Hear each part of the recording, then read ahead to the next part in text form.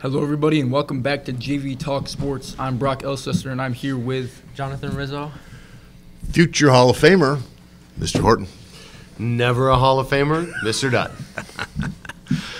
Wow, what a weekend. What a great tournament so far, huh? Crazy. No, Johnny. I knew Johnny would come up with a no there. No, you can't be negative today. This is the best time of the year. There's one seed lower than a 5 left in the tournament, so this tournament is a failure in my book. Failure. Yes. Okay, go ahead. I was going to say, or the guys who seeded them actually knew what they were talking about. Or that. Yeah, it's possible that they actually knew that these are the top 16 teams in the nation, so let's put them 1 through 4 in each bracket. Yeah. Every once in a while, everybody likes the upsets, but it's possible they know what they're talking about. And they've done their homework, and maybe. I'm just throwing it out there. It could be. I don't know. It just seems like bad basketball. I don't know. There's not lots of close games. There's been, some. You mean it's not as much fun? Yeah. Not that it's not legitimate, but it's not as much fun. Yeah. It's not as much fun for the fans, yeah. Especially neutral fans whose teams may be already lost. Maybe gone already. Like in the first round to Baylor. Oh, yeah, like that? Okay. Yeah. Yeah. So I'm looking at our bracket, our GVCS bracket. Jeepers. Wow, how bad is that? Top 2 spots belong to Mr. Jim Roby. I was Shout gonna out say. to Roby, huh? Roby's the man. Did you guys ever have Mr. Roby as a teacher? Nope. No, he's been gone for a long time. But Zion Mountain is in 3rd. Zion Abdo Mountain. by the numbers. Abdo by the numbers. And then, I don't know, this future Hall of Famer is coming in 5th. Future Hall of Famer, but he's got his last pick, though. It scares me a little Which bit. is a lock. Well, he's got North Carolina winning it. Everybody else, Roby has Roby's got Kentucky. Kentucky. I have Kentucky in the national championship game, I think. Kentucky almost got knocked out by Wofford. That was actually a pretty good game for a Wofford while. has the best three-point shooter in NCAA history. Right. Yeah, Now, that was a great game. if by he the had way. made Any of his anything, threes, they would have won. he was what, over 14, over 13, something like that? Yeah. Yeah. Wow. He makes a Bad. couple You're talking of about those. Fletcher? McGee. Fletcher McGee, yeah. Yeah, if he makes a couple of those, Wofford's dancing still, and Kentucky's home. Yeah. And it's funny. This is the mark of a true shooter, and he was 0 for the game, Right. in 3-pointers. But when it came down to that last second shot, you saw he wanted to take it. Oh, he was still He was going. still thinking, I'm going to make the shot, Right. Yeah. all the way not to the bank. Yeah, and that's the mindset you got to have Yeah. in basketball, especially. Yep. I don't know. Do you think he'll get a spot in the NBA? I don't know if he'll get drafted. Was he a senior? Is he a senior? Yeah. Is he? Well, yeah, right. This was be his 4th year. Yeah. Fletcher McGee, I don't know. I mean, J.J. Redick's got a spot in the NBA. Yeah. I think anybody who can shoot the ball, Yeah. you can find a spot for them. Yeah.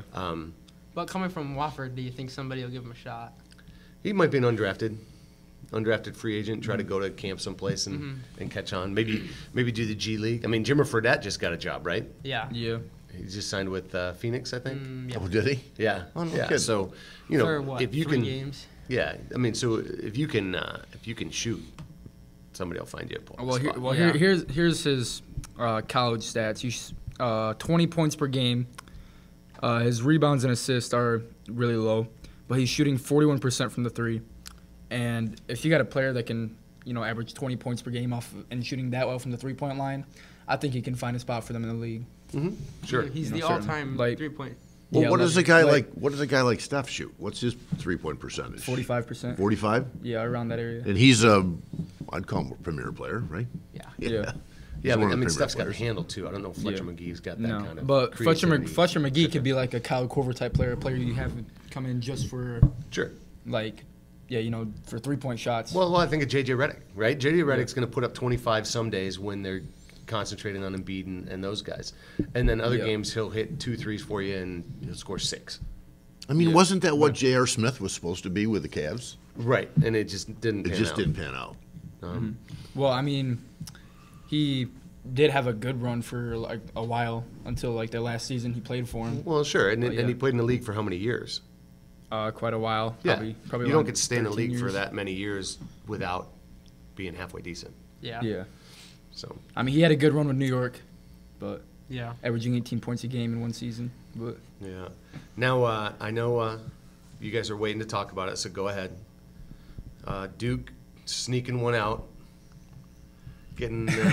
yeah, let me just say that the ending of that game, the very final possession, was one of the luckiest plays I've ever seen in basketball for Duke. It was that it didn't go in? For them to And that they didn't miss call a that foul. layup. Yeah. I think that the first I don't know of about the that two foul last shot call, attempts, John, I think but was a foul. I don't think there's a foul with the but- body. I don't know. He kind of leaned into him and bumped him pretty hard. Well, I mean, off the offensive rebound off that foul shot, there was literally it went through like 3 guys' hands. Right, went right to R.J. Barrett. I mean, it was Barrett pretty, was just standing there, and he Right. looked surprised. Yeah. He caught it, and he went, "Oh, I guess I'll just lay this in." Yeah, exactly. Yeah, that the ball's right in my hands. Yeah. You know, I didn't think there was a foul on that last one, Johnny, but you never know with basketball. You know, Yeah. depending I know, on who's. I don't know. That was a Depends makeable on the shot refs, too. but I don't. I thought he was gonna. I thought it was gonna go in. I thought it was Yeah, I going thought in. so I mean, too. he was Yeah. in the air, had a good look at it. He got Right. bumped on the way up, but Right, I mean, but he was still steady. Yeah. You know, I read an article this morning, of course, as a Duke fan. You know, people complaining about they thought R.J. Barrett actually committed a foul on that offensive rebound, and the article just says there wasn't. It looked like there was a push in the back. The way the Right. way Maybe, the but I don't the think way there he actually was. I don't Yeah. know, but the way he was here and went underneath the basket, I can't remember who it was for. It was Florida. It was Aubrey Dawkins. Yeah. Who had the game of his life. Who was just looked like he was unbelievable. here, then all of a sudden wound up underneath the basket. Right. Right. And the article I read said it wasn't much different than every other play on a free throw, Yeah, where everybody's just pushing, grabbing and shoving, shoving grabbing, and just pulling and hoping yeah. to get. You don't notice it until it comes down to make a difference in the game. Exactly. Yeah. Or the take that Zion went baseline and Taco just destroyed him. Yeah, That would have been his 5th foul with about 3 minutes left, and they just didn't call it. That definitely should have been a foul. Right. Yeah. So He's you all know over you him. could pick through a game like that and Yeah. find multiple places where it could have gone either way, changes the course of the game. You know, I was impressed. Actually, you ready? I'm gonna call out Mike Krzyzewski. Now listen to me, calling out a guy that's won 1,050 games, right? You know, 1,050 games. That's like over 30 games a year for over 30 years. years. I know. That's a ridiculous number of wins.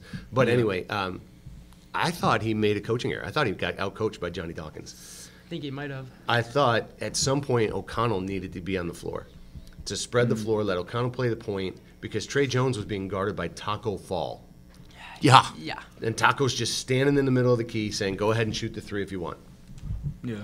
And so then you take away all those driving lanes for R.J. Barrett and Zion. Nobody Yeah. can take it to the basket, and you're out on Cam Reddish, so he doesn't get a look at the 3. And they're Yeah. just saying, okay, go ahead, Trey, hit the 3. Yeah, this But you obviously, put obviously a a big mistake because Trey Jones, my mistake. He's a very inconsistent 3-point shooter. right. You know.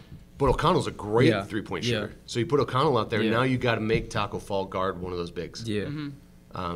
But you know, is O'Connell that much of a defensive liability? Maybe. I don't know. Well, and you and I, we talked about this a little bit. The emotional reaction of Coach K, Oh, and Yeah. you know, he almost acted like he felt bad, like that they lost. He felt bad for Dawkins, and I think he even said they played good enough to win. Yeah. Yeah. I think he did feel bad. Dawkins was an assistant of his for 10 years, a player of his for 4. Yeah. Some people even credit Dawkins with being the guy that started the Duke, I don't know, dynasty, if you want to Dynasty. use that word. You know, the Krzyzewski era. Dawkins was one of his first recruits. He's still the second leading scorer in Duke history. Yeah, You know, and then his son Aubrey, shoo. lights was out. He played good shooting game. crazy Wow, he played yesterday. great. Played great. You know, a couple funny things. Aubrey Dawkins' first hoop was a gift from Grant Hill. You know, Yeah, I mean, yeah. that's just pretty cool. You know, that Grant Hill gave, and you know, I think that's the whole. You know, they talk about coaching trees, right? And the family atmosphere of Krzyzewski was upset. It was interesting to watch. The announcer even said that Johnny Dawkins made Jay Billis look like a player. Yeah. I mean, I think the ending of this game really proved Zion is undisputed best college player The way he took right it now. to the rack, Right now, yeah. I've never seen. where he tossed that little guy aside. It's been a long time since I've seen a player in college be able to take the ball to the rack like Zion Williamson. Yeah. It's and at his size, his weight, and his Johnny's speed, shaking quickness, his head. He just, sorry. you know, it's very rare combination to see somebody like Zion. You never see it, and his finishing ability is, you know, it puts him ahead of everybody else in college right now. Well, it was his three. Well, it was his basket. That His put him basket, up by, and then the missed up free by throw. one, but then the missed free throw. I mean, that was. I mean, he got hammered, right? He got hit pretty good. He got hit pretty good, and he had one arm, and he just left. Yeah, he's so strong. Yeah. He moves. I will say this: he does move well to the basket. And when he For gets a in big the dude, NBA, you it won't looks see like it. a freight train. I'm not sure. I'm drawing the offensive on him. I'm not getting in the way. I'm not getting it away. Go ahead. John, do you think that Zion is the best player in college right now? I do not. I think John Morant is. John Morant. Now, explain why. Explain why. Zion is an athlete. He's a freakishly good athlete. John Morant is the best basketball player. Zion is not a good shooter. His rebounding is just jumping up in the air and hoping he grabs it because he can jump 45 inches supposedly. I don't think he can, but 45 inches supposedly. He plays good defense. I'll give him that, but No. offensively he's not really a team You look player. like you want to say something. Okay, well, let's talk about how John Morant's averaging 5 turnovers You a look like game you wanna- and how that could affect John the Morant's the offense point a lot. guard.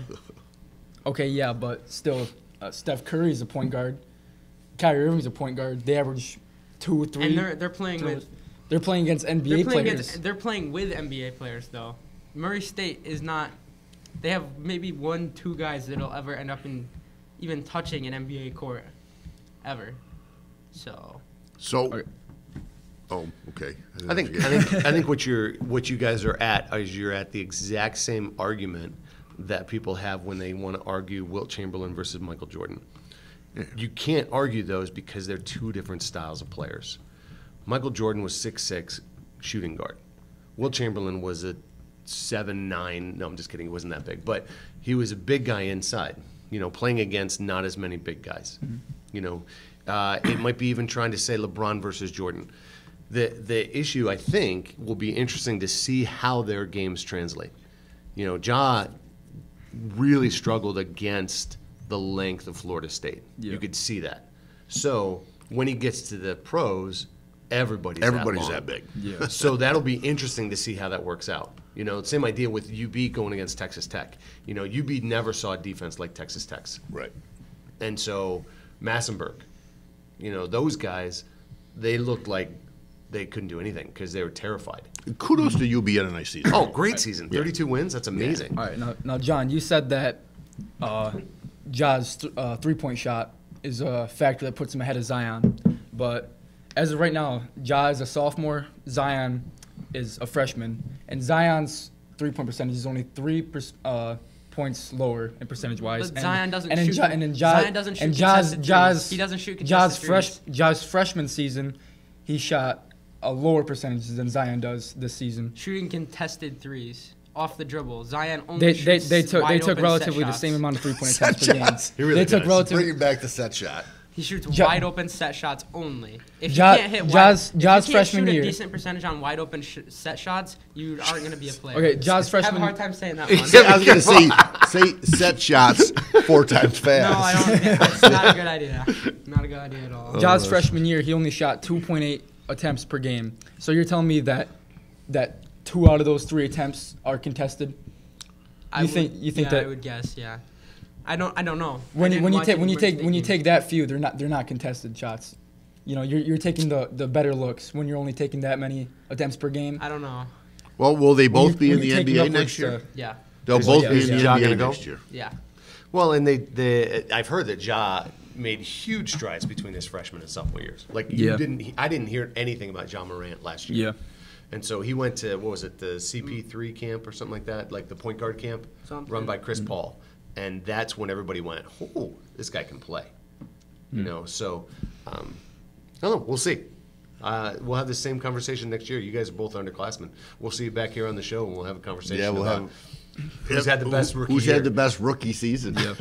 Can we say that? And this is coming from a Bills fan, that Gronk is top 5 tight ends of all time. I think you have to say he's top 2 tight ends of all time. You think he's Yeah. definitely top 5? Yeah. Mr. Dutz hesitating. Well, I'd go top 5, only because I don't want to get into the trap of what I call chronological snobbery, that everybody nowadays is better than everybody was back in the day. Yeah. Because it's a different game, right? So Yeah. if you start comparing numbers, do you say he's better than Tony Gonzalez? No, I think Do you Tony say he's Gonzalez better? is best ever. Do you say he's better than Kellen Winslow Sr.? Now, you guys probably never watched Kellen Winslow Sr., right? But you did. I did. And Kellen Winslow, for his time, golly, he Yeah. was a Well, the tight end position is so much different Dave now Casper than it was then. I you mean, know those guys. Dave Casper Yep. for the Oakland Raiders, Ben Watson in the day. You know, I would say he's better than Ben Watson. But the idea Question. of that hybrid freak athlete. You know, you're talking about Zion being a freak athlete. Gronk Yeah. is a freak. Yeah. You know, the size, the speed, the agility. I mean, they put him out in the the slot hands. sometimes. Yeah. He's basically just an overgrown wide receiver. Yeah. Yeah. Right. Good decision to retire. I disagree. Yeah, I think so.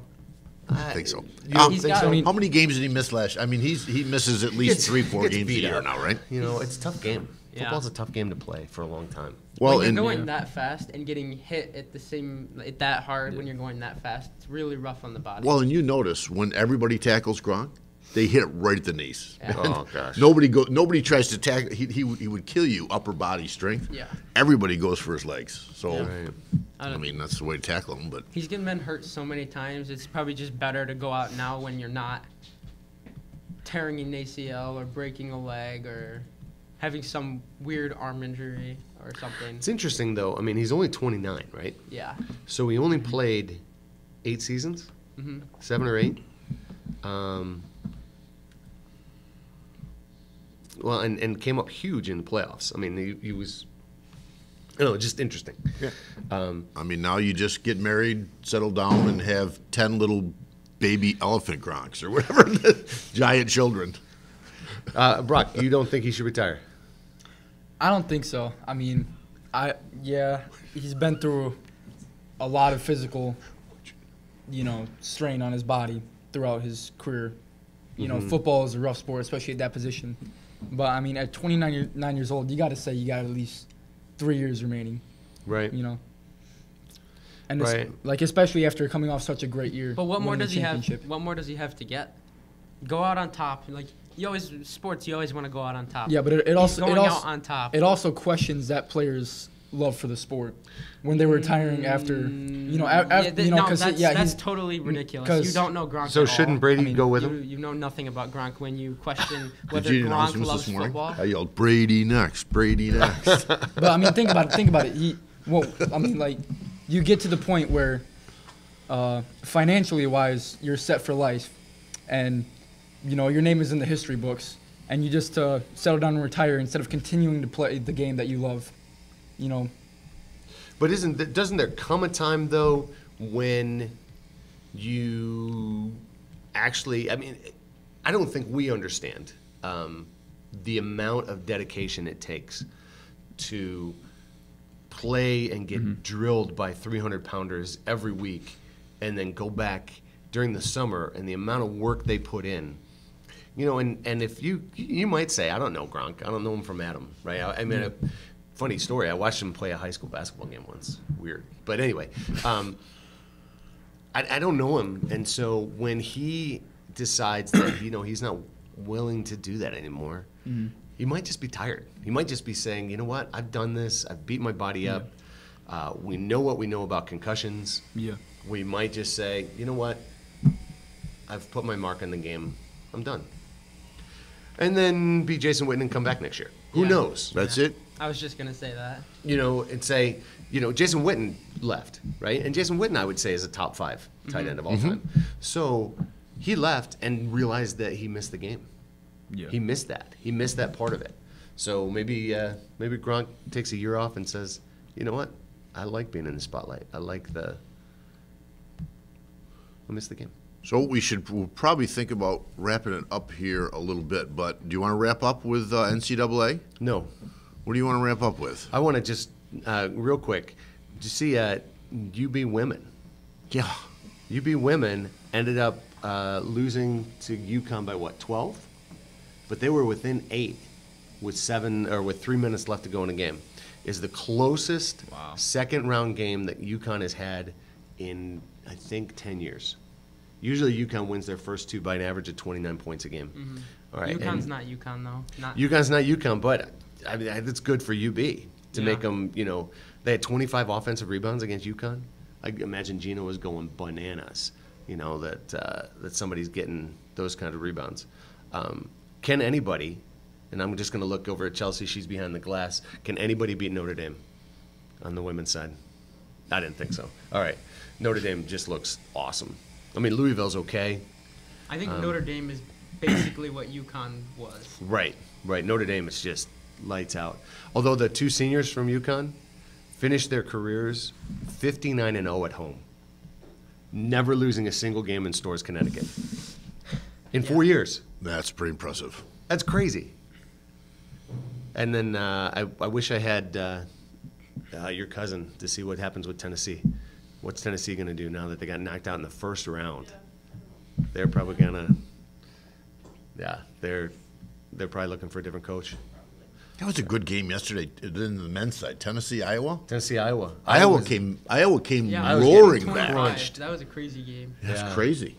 Yeah, and Overtime, right? Right, and you see the one of the best players, Schofield, asked to be left on the bench because somebody else was playing better than him Oh, no on kidding. the floor for Tennessee. He told the coach, "Leave Kyle in. He's playing better than me." Wow. How's that?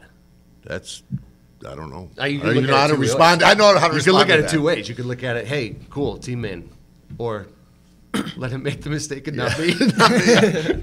Oh, boy. Do we want any final thoughts today? Sure. Go ahead, Brock. You start. Yeah, Zion's going number 1 overall in the draft.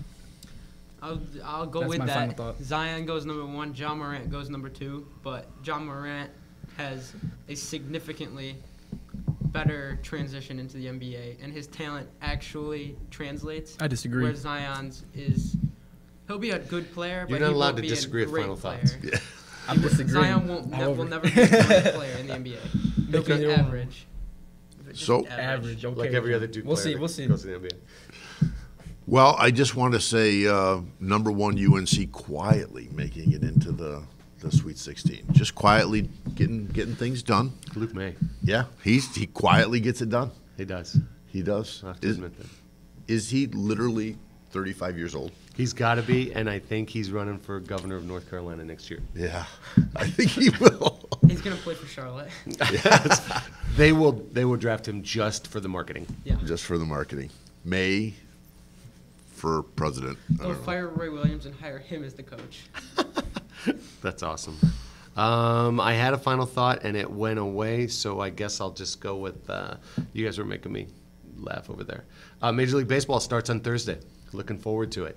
The Yanks open against Baltimore, which usually doesn't bode well for the Yanks. They're always a better team than Baltimore, but Baltimore seems to get their number every once in a while. Everybody's undefeated still. But Tanaka is pitching, so No, everybody's not still undefeated. Oh, that's true. Oh, that's right. That's true. I forgot. right. We had the Athletics lost game in. twice. everybody in the American League East is still undefeated. undefeated. And feeling bad for Toronto and Baltimore because they're in the same division as Boston and New York. All right. Take us home. Thanks for watching and tuning in to GV Talk Sports. I'm Brock Elsester, and I'm here with Jonathan Rizzo.